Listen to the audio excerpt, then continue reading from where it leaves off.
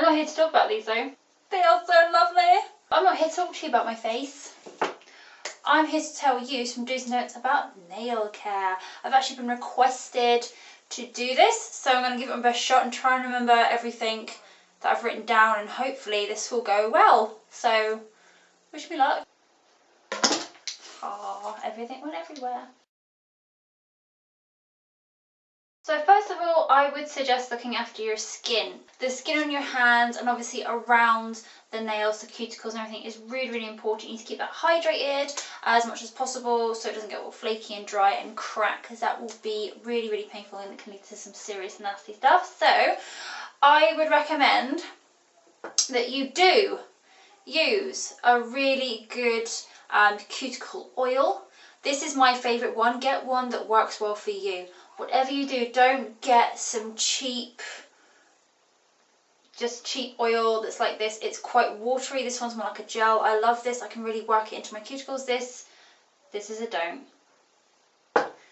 Moisturiser wise, I'm really into this. I've had this for maybe like a year now. You've seen it on like some other videos of mine. I've used this quite a lot. I've got a new one actually in my bag now. So do use a moisturiser that works really well for you, whether it's like Garnier or Neutrogena or whatever it is. Doesn't really matter as long as it works well for you.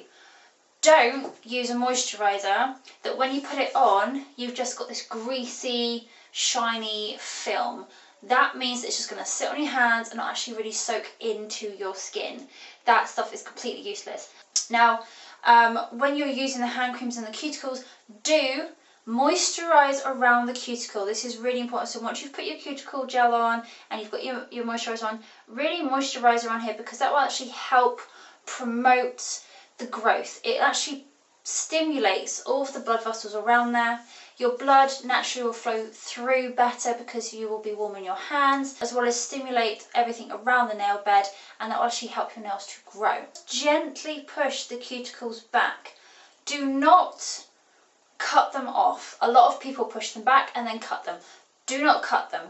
Just push them back. If you can see they're starting to come up a bit, then you've pushed them back a bit too far. So do push them back using something like this. Now this one is very flat, as you can see. This is a nice flat-headed tool with the scraper on the end. Again, wouldn't recommend you use this, just this end here. Don't use one like this. It's quite curved compared to the other one, and it's a lot more sharper on the end than the other one.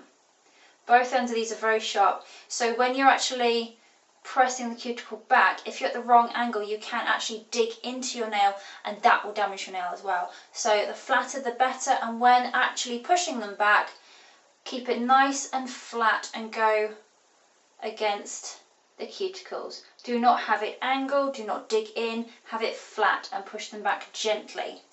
Nail files. Now with nail files, there's a whole different bunch of nail files you can get. I would only really use two types. You can get a natural nail file, which looks like this. You can get them pretty much anywhere. They're very cheap. This sort of one will actually take your nails down quite quickly, so you've really got to be careful with it. The other option is a glass nail file. A lot of people swear by these. They do stimulate the nails as well to grow a lot better. Hangnails. Now, if you don't know what a hangnail is, you've probably seen it, not known what it's called. It's actually a tiny piece of skin that usually occurs on either side of the nail bed. And it's quite hard, and you can lift it up and you can sort of like move it around. Okay, so that's the kind of, that's what a hangnail is. What you must never do, ever, is grab hold of it and yank it out, because then that leaves an open wound there. Or, the worst one I've seen is grab hold of it and pull it until it goes all the way down your finger, leaving a great big gash. That is horrible, and I have seen that, and that is not nice. So please do not pull on your hangnails. Instead, do get a pair of cuticle scissors. Now they are cuticle scissors. They are designed for cuticles, but like I said, do not cut your cuticles with these.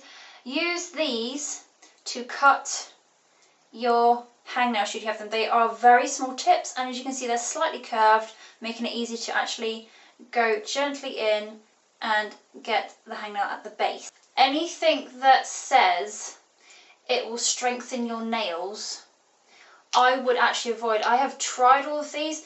They're very nice, but the problem is they sort of harden the nail. They leave a coat in there that's hardening the nail.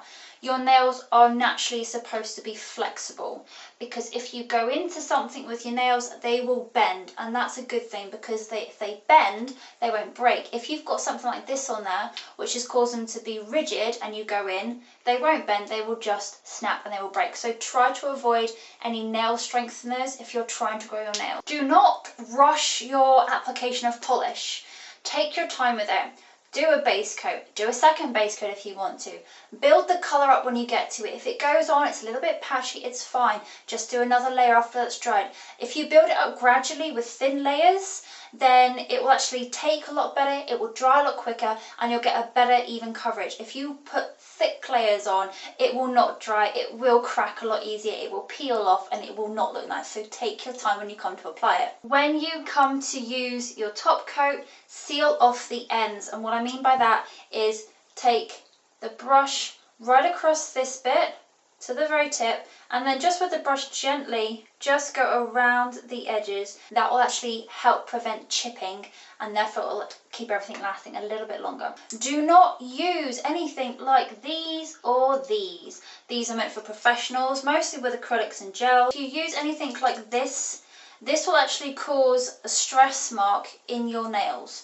So as soon as you start to apply pressure to it, your nail that's naturally curved starts to flatten. That will cause a stress in it. I would recommend that you only file, do not cut your nails. Another don't, which I've failed at just for you guys, is don't leave your nail polish chipped. Not because it doesn't look very nice, but once you have chipped nail polish, it leaves that part of the nail open and prone. That's the last thing you want, and the reason why is not only because have I now lost the length of these two because of that, I've also now got on this nail here, I believe, the beginnings of a break. So this one has become damaged right on the corner here, and as you can see, it's broken. So I have to now try and file that out without losing the length of it. I can't see that happening myself. I might lose the whole thing. But that's what happens when you chip your nail polish and you leave it for a long amount of time. I have done this just for you.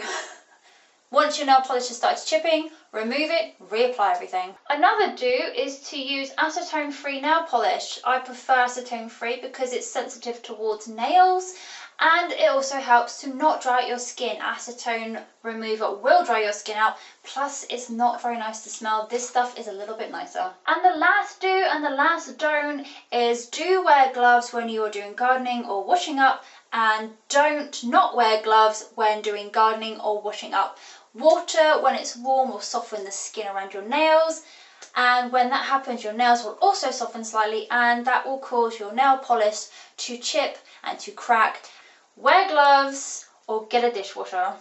So thank you everyone for watching who might be interested in the do's and don'ts of nail care stuff. If you like this video, please give it a thumbs up, and don't forget to subscribe because that would be really nice. I now have 11 subscribers. Thank you all to those 11 people that have actually subscribed to me. That's really, really lovely of you. And I'm going to do one quick shout out to NYX Quick Blade. You know who you are. This one you requested me to do, and hopefully I have covered everything for you that I can possibly think of, and you have found this useful. So thank you very much, and if anybody has anything that you want to ask me, just drop a comment below. If you want to know how to get this look, I will try to remember how to do it just for you as well. So yeah, if you want to know anything, just leave a comment below.